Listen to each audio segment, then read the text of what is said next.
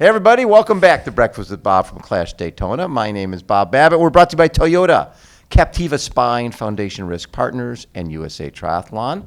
My next guest, the Purple Tiger. Still going purple. I sure am. Always an F forever purple. I like it. Rach McBride. Rach, how are you? I am really well. I am really excellent. It's a beautiful day here in Daytona. So you've been doing this crazy sport since, 2011? Yep. Yeah.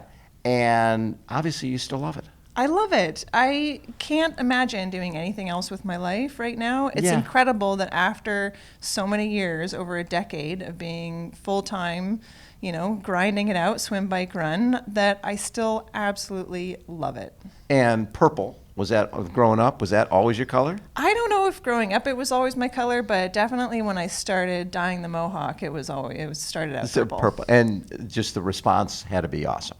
Well, I mean, I really enjoy being creative Right. And being really colorful, and so it's just my way of expressing myself. Yeah. And purple just really speaks to me. I don't know what it is, but, favorite colors, we've all got one. And what was it about triathlon when you're like you said, you're artistic, expressive type of person? What was it about this sport that allowed you to express yourself? Well, the fact that it is, it's not a monotonous sport. We've got three different sports that you get to dabble into.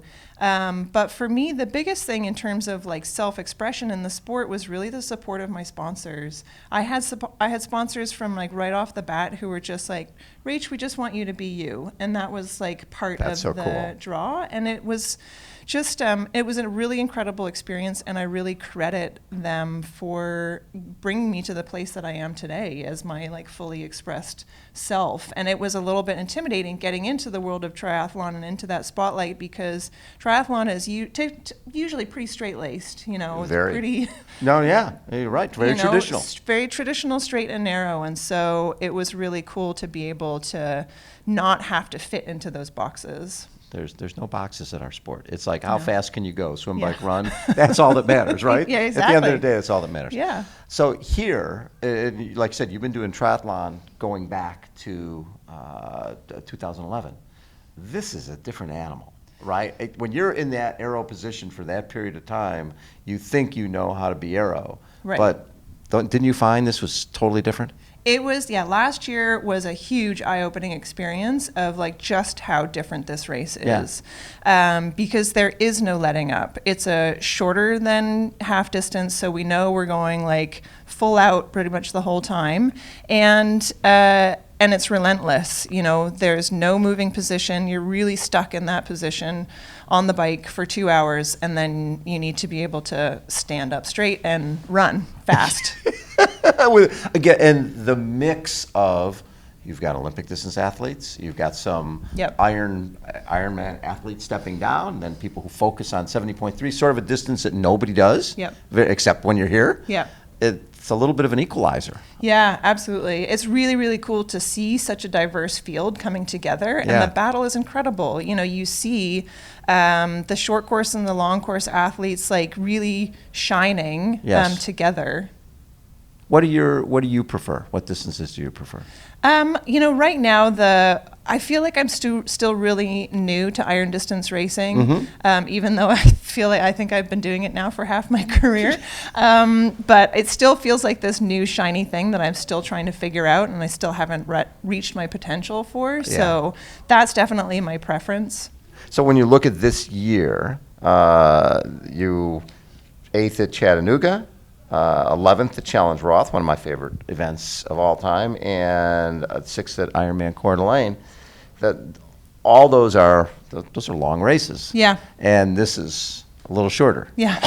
Have you had to change your training block leading into this? Yeah, for sure. I actually just hired a new coach and has spent the month down in Boulder for the first time. And it's been really, really fun experience. I've spent a lot of time on the trainer, which I think is actually really important for this race. Yeah. And definitely the training stimulus has been different. I've never trained at altitude before. That was a little bit different as well.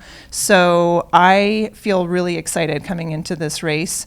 I'm also, my 3 long distance races this year did not go well at all. Something weird is going on with me nutritionally that I am like really failing. So I'm actually glad this is a short distance race because I have not figured out yet what is going on when I start racing over that 7-hour mark.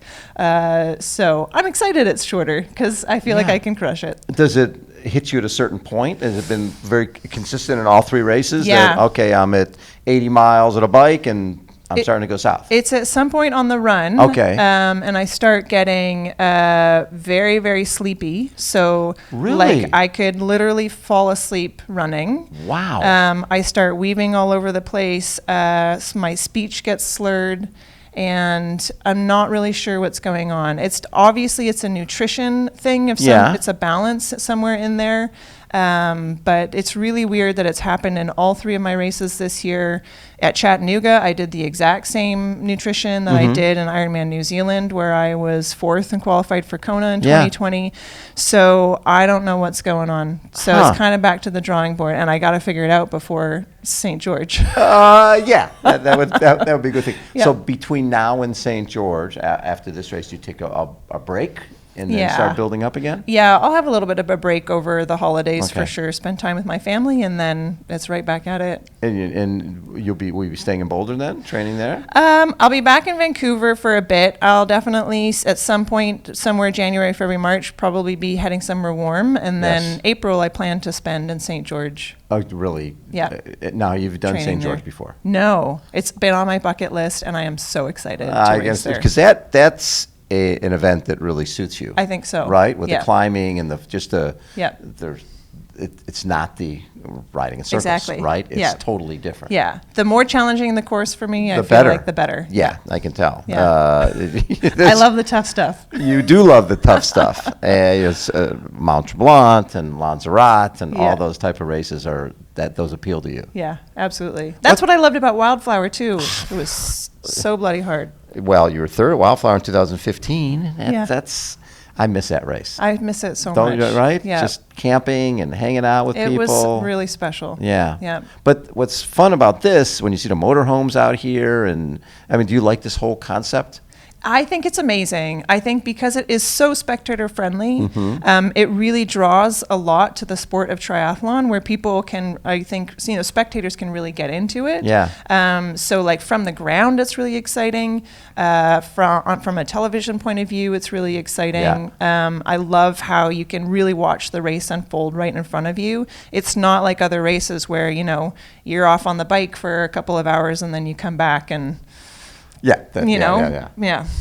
Watkins Glen will be the perfect race for you because of the climbing. In I've there. heard. That has your name all over it because it's got obviously the people. Yeah. I think it's a wine festival. Oh, amazing. Yeah, right? You're finishing in a wine festival with 30,000 people. Yes, please. And climbing. Like a lot of climbing on a bike, which you like. That's what I've heard. That's what I love about some of these races and on these courses is that on the NASCAR courses, everyone is kind of different. So this is super basic. You're right there just spinning around in circles. Other races are really technical. Some have the climbs. Right. And it really makes the possibility for these races exciting. What for you over the years? Is there one race you look at and say that was the best race I ever had? Oh boy.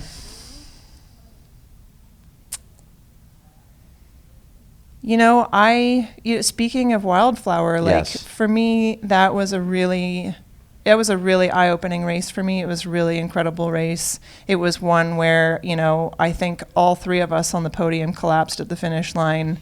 I was there. Yes, you did. You were like laying on the carpet there. Yeah. I don't even know if there was carpet, to be honest. Yeah, I know.